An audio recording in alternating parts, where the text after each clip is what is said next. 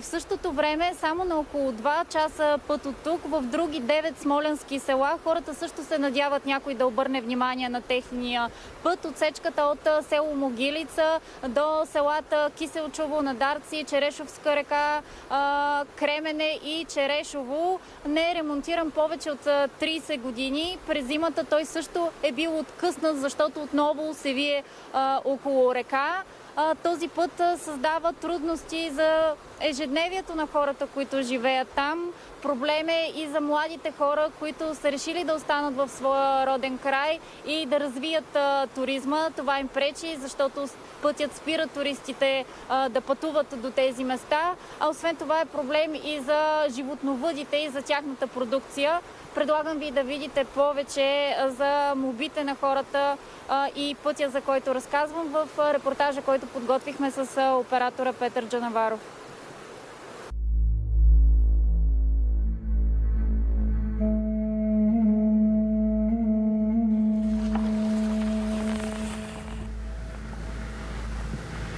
Гледам крави, в момента млекарката спря да идва да взима млякото. Не искат децата да идват.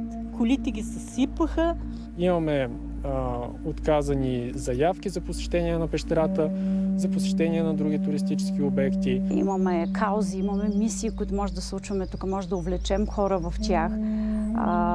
Но най-елементарно трябва да имаме път за това. Абе, със страх живеем. Без забравя, ние сме просто от бук, от света сме и такова. Това са жители на 5 различни смолянски села. Магдалена, която решава да инвестира в българското село. Искрен, който търси варианти как да остане в родния край. Даниел, който вярва в успеха на селския туризъм. И Карамфила и Нетко, за които всеки ден е изпитание. А това е междуселския път, който ги свързва.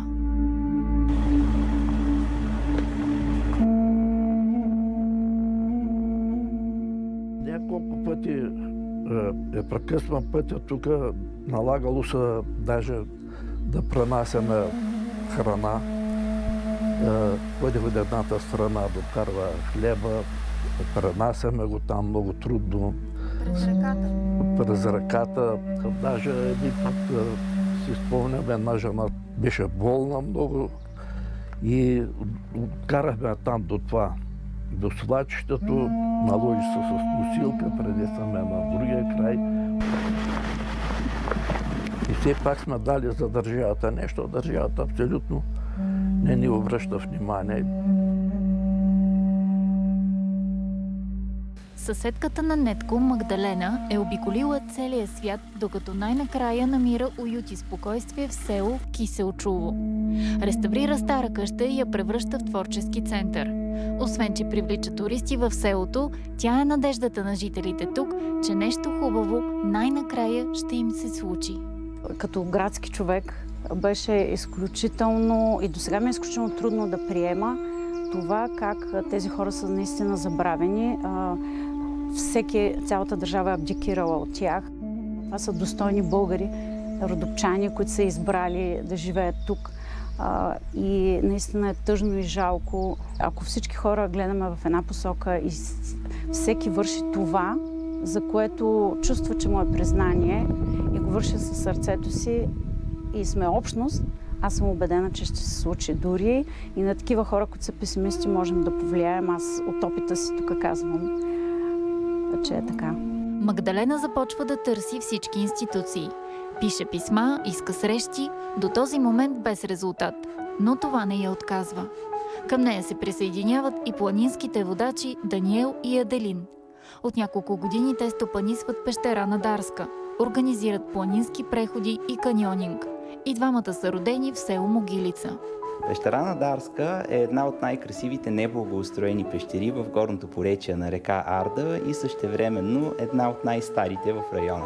Предполагаемата й възраст е от около 2 милиона и 500 хиляди години. Нашият район е една перла, че има един много голям природоресурсен потенциал, който на практика е добре да се разработва и е добре да достига до повече хора. Тази година сме решили да вдигнем 20-метрова кула, която ще открива страхотен кръгозор в радиус от 360 градуса, По наша преценка си мислим, че най-добрите изгреви и залези в района ще могат да се посрещнат от нея и на практика се надявам да се превърне в новата туристическа сензация.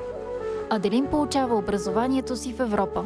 Казва, че от самото начало целта му е била да се върне със знания и умения, за да работи за бъдещето на своето село.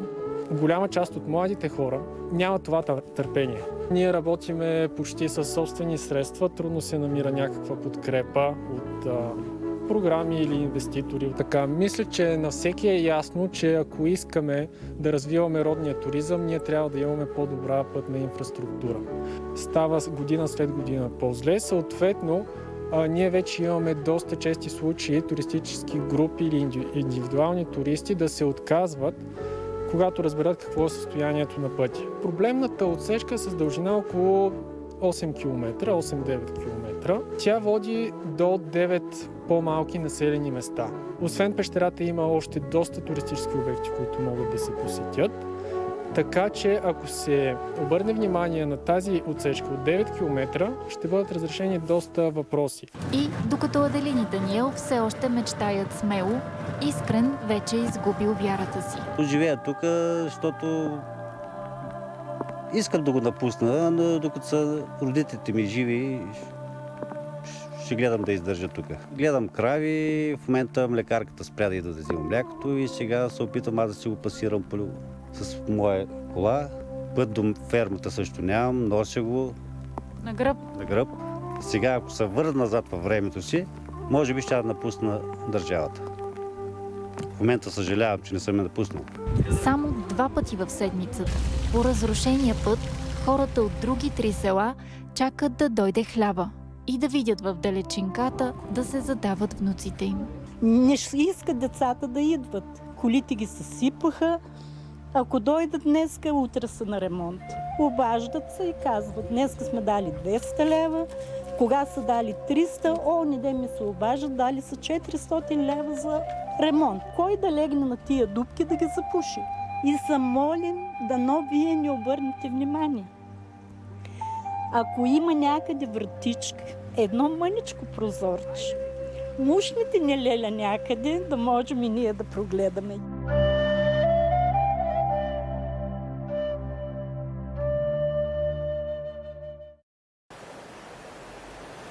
В същото състояние като този път е и пътят, който води до Триград. Там обаче той е двулентов и всички, предполагам, си спомняте протестите, които имаше на жителите там от зимата, когато пътят беше прекъснат. Достъпа на хората и до храна също беше прекъснат. В момента е започнат в най-тежкия участък ремонт там, като жителите, както и посетителите в този район се надяват до няколко седмици поне най-тежкия участък да бъде ремонтиран.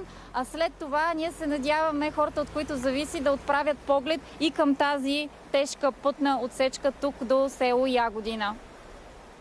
Радиана Божикова от едно от най-красивите места в България, до което, за съжаление, се стига твърде трудно.